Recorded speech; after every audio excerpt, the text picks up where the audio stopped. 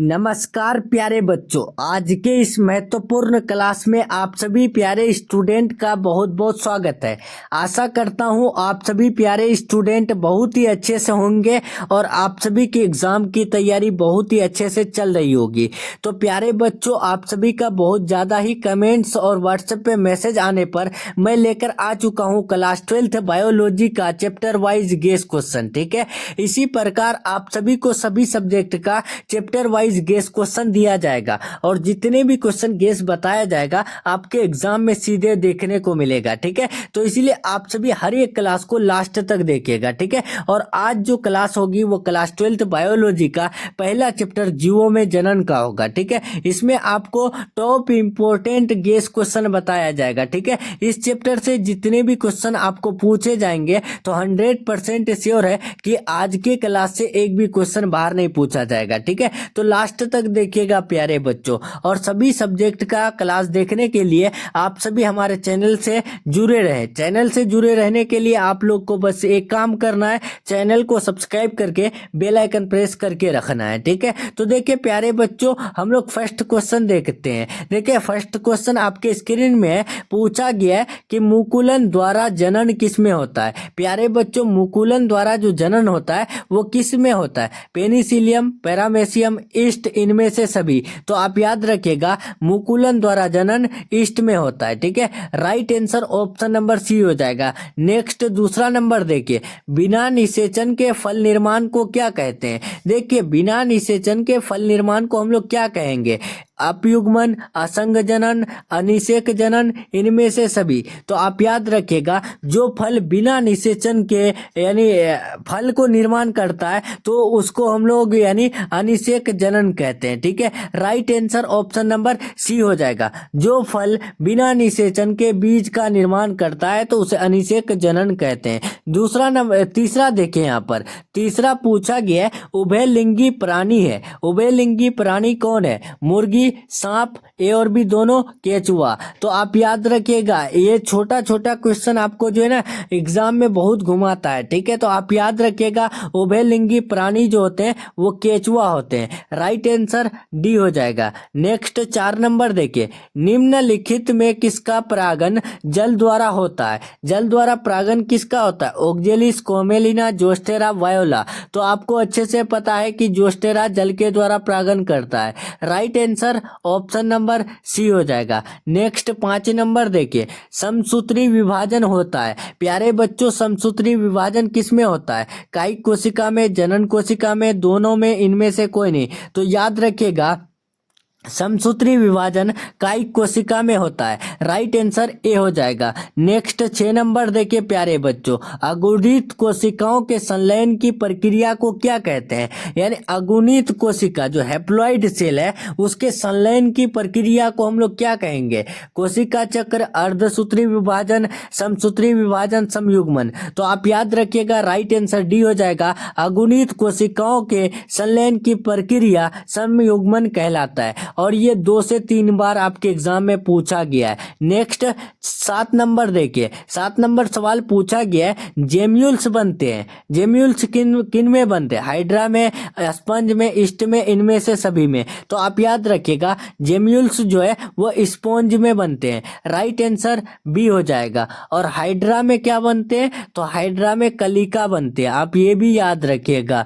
Next चलते हैं 8 number. 8 number सवाल पूछा गया है कि समयुग्मकी पाई जाती है। समयुग्मकी किसमें पाए जाते हैं? शैवाल में, आवर्त बीजी में, अनावर्त बीजी में, इनमें से सभी में। तो आप याद रखिएगा प्यारे बच्चों, समयुग्मकी जो पाए जाते हैं वो आवर्त बीजी में पाए जाते हैं। राइट आंसर बी बिल्कुल राइट हो जाएगा। नेक्स्ट 9 नंबर देखिए, इनमें से किसमें आंतरिक निषेचन नहीं होता है? बताना है किसमें आंतरिक निषेचन नहीं होता है। पक्षी, मेढक, स्तनपायी या फिर जो है इनमें से कोई नहीं। तो आप याद रखिएगा इंटरनल फर्टिलाइजेशन जो नहीं होता है तो वो यानी मेढक में नहीं होता है, क्योंकि मेढक में जो है बाह्य निषेचन होता है। ठीक है, इसका राइट आंसर बी हो जाएगा। नेक्स्ट 10 नंबर देखिए प्यारे बच्चों, द्विखंडन एक प्रकार का है। द्विखंडन जो है एक प्रकार का क्या है?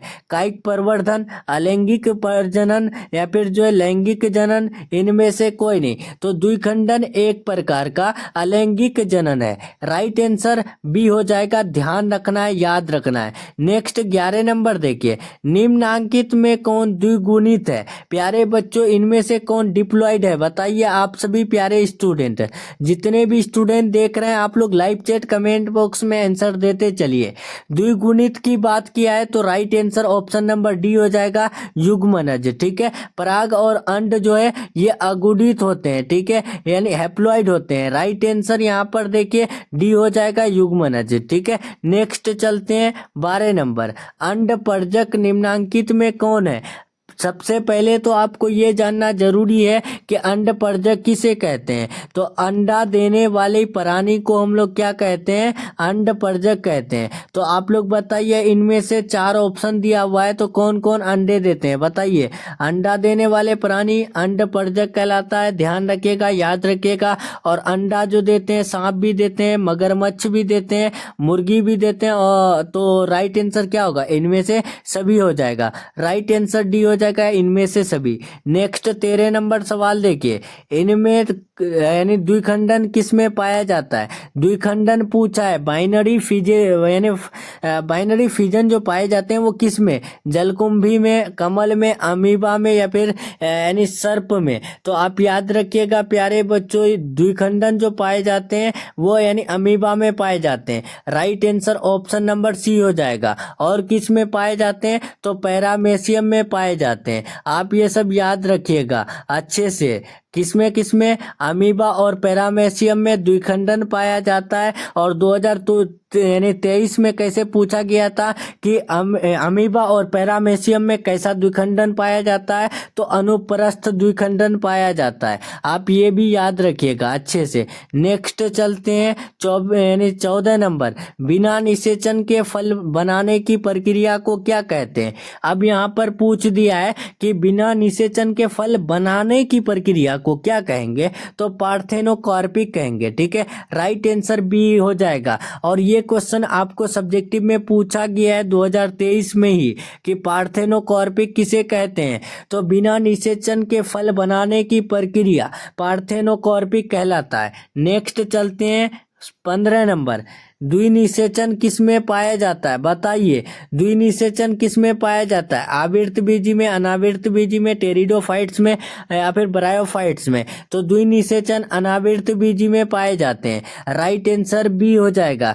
नेक्स्ट 16 नंबर देखिए, प्राकृतिक अनिषेक जनन यानी पार्थेनोजेनेसिस पाया जाता है। बताइए, प्राकृतिक अनिषेक जनन यानी पार्थेनोजेनेसिस किस में पाया जाता है? मक्खी में, मधुमक्खी में या फिर मच्छर में? इनमें से सभी में। तो आप याद रखिएगा, मधुमक्खी में जो है प्राकृतिक अनिषेक जनन पाया जाता है। राइट आंसर बी हो जाएगा। नेक्स्ट 17 नंबर देखिए, तोता का सबसे अधिक उम्र क्या है? तोता का सबसे अधिक उम्र बताना है। 90 वर्ष, 25 वर्ष, 500 वर्ष या फिर 140 वर्ष। इस साल के लिए ये यानी गेस क्वेश्चन बता रहे हैं। आप बस याद कर लीजिए, तोता का सबसे अधिक वर्ष जो है 140 साल होते हैं। Right answer option number D हो जाएगा। नेक्स्ट 18 नंबर देखिए, स्तनधारियों में निषेचन कहाँ होता है? प्यारे बच्चों, जो स्तनधारी यानी मेमल्स होते हैं तो वहाँ जो है फर्टिलाइजेशन जो होता है वो कहाँ पे होता है? अंडा से, वसीय भाग, गर्भाशय, फेलोपियन नली। तो आप याद रखिएगा, फेलोपियन ट्यूब यानी फेलोपियन नली में जो है स्तनधारी में निषेचन होता है। नेक्स्ट चलते हैं 19 नंबर, शब्द होमोथैलिक एवं मोनोसियस का प्रयोग किसके लिए होता है? देखिए, जो शब्द है होमोथैलिक एवं मोनोसियस, मोनोसियस हम लोग जो है द्विलिंगी को बोलते हैं। तो द्विलिंगी जो शब्द है उनका प्रयोग किसके लिए किया जाता है? तो आप याद रखिएगा, द्विलिंगी का पूछा है ना, मोनोसियस पूछा है, तो द्विलिंगी अवस्था के लिए किया जाता है। राइट आंसर ए हो जाएगा, याद रखिएगा। शब्द होमोथैलिक और मोनोसियस जो है द्विलिंगी अवस्था के लिए प्रयोग किया जाता है।